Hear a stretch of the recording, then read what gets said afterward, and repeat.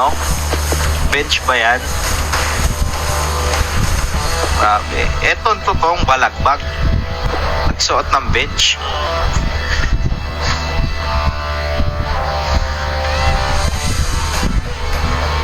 Drew and Emerson calling out. Pare ko, ipasok na, sama na kayo ni admin dito sa stage.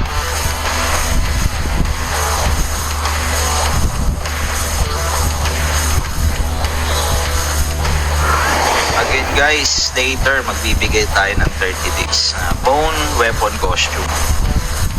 Tsaka yun, yung hint natin, yung sunod na babalagbag, yung mga nag-iinit na swordsman kanina, kayo na yung susunod. So papilisan na lang kayo sa registration link natin.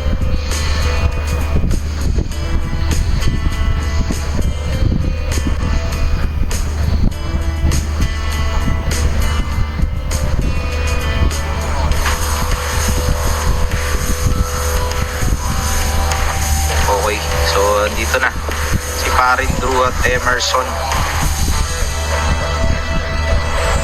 Let's carry on. Teka, di pa yata na-reset yung scoreboard natin.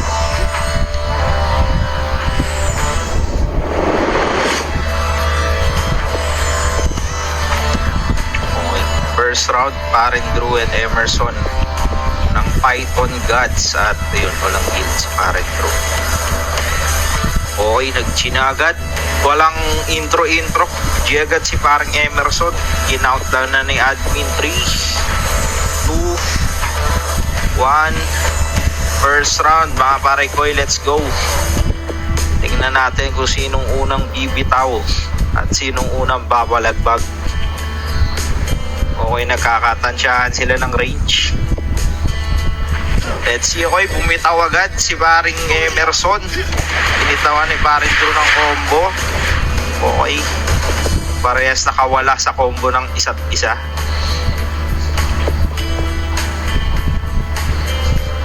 Okay, let's go. Okay, nagkatapatan na yung dalawa guys. Nagkabagsakan na ng speed. Paring Drew, binigay ang lahat. Ayun, bagsak si paring Emerson. First round goes to paring Drew. Congratulations.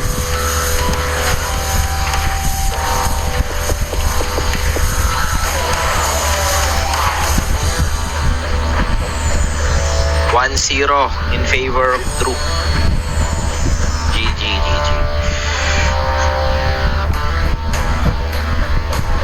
Hinihika na ako eh. Nawalan ako ng hininga nung nakita ko yung nakabrief. Medyo na-choke ako.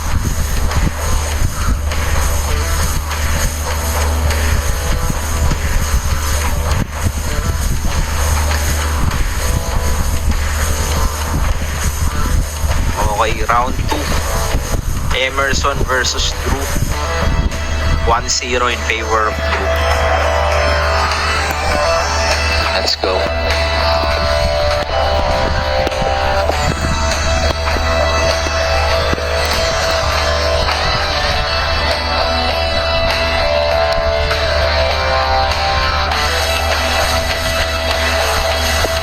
Okay, nag-countdown na si admin 3, 2, 1. Let's go.